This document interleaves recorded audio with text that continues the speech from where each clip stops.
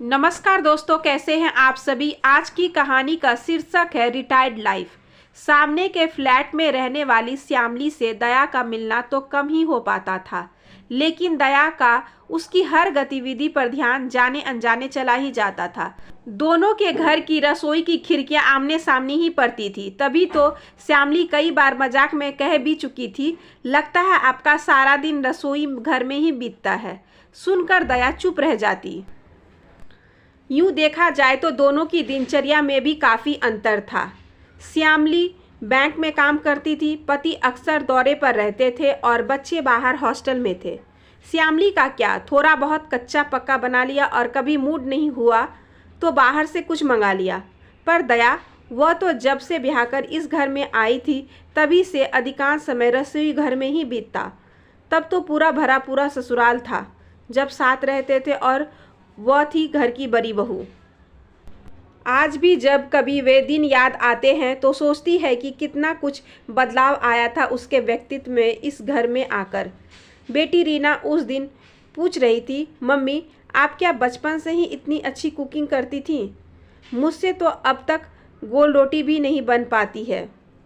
बचपन, तब कहाँ कुछ आता था। छोटा सा परिवार था, माँ बाबूजी और बस 2 भाई बहन। बीए करने के बाद उसकी बहुत इच्छा थी आगे और पढ़ने की, पर परिस्थितियां कुछ ऐसी बनी कि जल्दी शादी हो गई।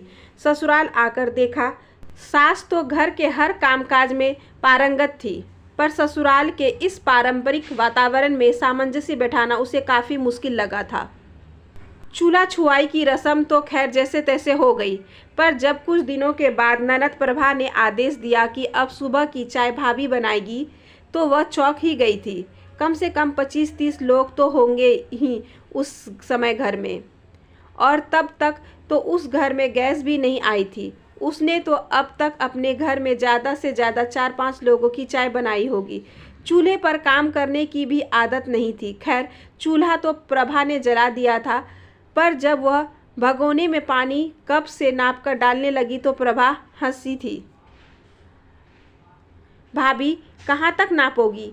पूरा भगोना भरकर चढ़ा दो। फिर जब शक्कर के नापने के लिए चम्मच टटोलने लगी तो प्रभा फिर हंसी थी। अरे भाभी, ये जो शक्कर के डब्बे में बड़ा सा कटोरा है ना, भर कर डाल देना। और हाँ, चाय के डब्बे में भी एक कटोरी है, वही नाप है। प्रभा ही थी जो उस समय हर काम में उसकी मदद कर देती थी।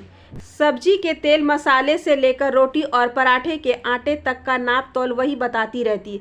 फिर तो काम करते करते उसकी भी आदत हो गई थी। सास ने तो सिलाई बुनाई अचार पापड़ तक घर के सारे काम सिखाए थे, और कब वह एक अल्हड़ लड़की से एक कुशल गृहिणी बन गई वह स्वयं भी नहीं समझ पाई। धीरे धीरे संयुक्त परिवार से वे लोग एकल परिवार हो गए। बच्चे भी अब बड़े होने लगे थे, पर घर को सुव्यवस्थित रखने, सुचारू रूप से चलाने में ही उसका पूरा दिन खप जाता था। मेहमानों की आवाजाही भी बनी रहती थी। पति प्रभात तो शुरू से ही कम बोलते थे और अधिक टोका टाकी भी नहीं करते थे। फिर भी कई बार वह महसूस करती थी कि अन्य कामकाजी महिलाओं को देखकर शायद वे भी कामकाजी पत्नी की ही कामना करते होंगे। घर के बढ़ते खर्च से बजट भी डगमगाने लगा था। बेटे की कॉलेज की पढ़ाई थी, फिर बेटी रानी की शादी आ गई तो कर्ज बढ़ गया था। तब तो उसने एक बार रीना से कहा भी था, मैं भी शादी के बाद बीएड करके नौकरी कर लेती तो अच्छा रहता, पैसे की इतनी कमी तो महसूस नहीं होती। अब देख, तेरी शादी के बाद अगर छोटा सा भी फ्लैट लेने की सोचेंगे तो उसके लिए भी भारी कर्ज का इंतजाम करना पड़ेगा। मम्मी, रीना ने तो तुरंत टोक दिया था, आप नौकरी करती तो हम भाई बहन की इतनी अच्छी परवरिश कैसे हो पाती। पापा तो नौकरी के सिलसिले में अक्सर बाहर ही रहते थे, फिर हमें साफ सुथरा सजा सवरा घर, स्वादिष्ट खाना कैसे मिलता। मुझे तो अब तक याद है कि हम भले ही कितनी देर में घर पहुंचते, आप हमेशा ही हमें गरम गरम खाना खिलाती थी। अब मुझे देखो ना, दीपू का कहाँ इतना ध्यान रख पाती हूँ। कभी कभी तो उसे बुखार में भी घर छोड़कर ऑफिस जाना पड़ता है। पर रीना, तेरे पापा ने तो शायद ही कभी महसूस किया हो कि घर में रहकर मैंने भी कभी योगदान दिया है इस गृहस्थी को चलाने में। मम्मी, रीना ने फिर बात काट दी। आप भी कैसी बातें कर रही हो। पापा कब मुंह पर किसी की तारीफ करते हैं।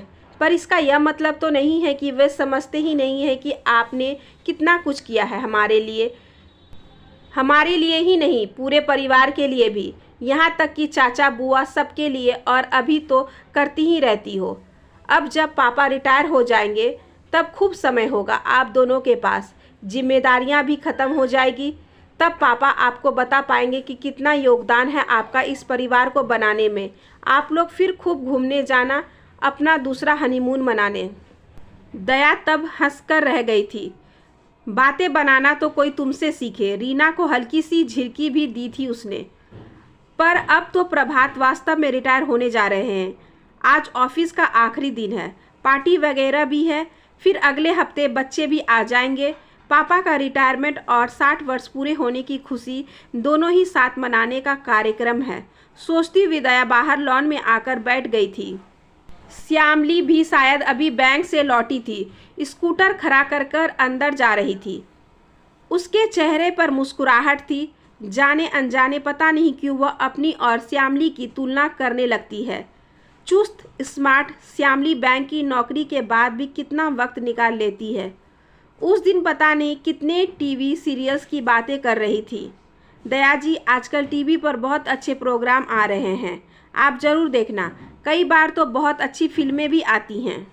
वह सोचती कि वह तो कभी भी पूरी फिल्म देख ही नहीं पाती है। घर परिवार मेहमान घर के कामकाज से मुश्किल से कुछ समय निकालकर अखबार देख लिया तो न्यूज़ सुन ली तो बहुत हो गया। उसकी ननद देवर देवरानी सब यही कहते हैं, बस भाभी आप हो तो मायका ससुराल सब यही है हमारा। चलो, सबकी अलग अलग ज़िंदगी और जिम्मेदारियां होती है, वह क्यों तुलना करे किसी से अपनी। सोचकर उसने फिर आज खुद को समझा लिया था। प्रभात को भी लौटने में काफ़ी देर हो गई। वह सोच रही थी कि एक कप कॉफ़ी बनाकर पी ले, तभी स्कूटर की आवाज़ सुनाई दी। चलो, ये भी आ गए, अब साथ ही बैठकर कॉफ़ी पी लेंगे। सोचते हुए वह रसोई में आ गई थी। प्रभात कपड़े बदलकर सोफे पर आराम से पसर गए थे। वह कॉफ़ी के साथ कुछ बिस्किट्स भी ले आई थी। अरे, खाना पीना तो बहुत हो गया, बस कॉफ़ी ही लूँगा।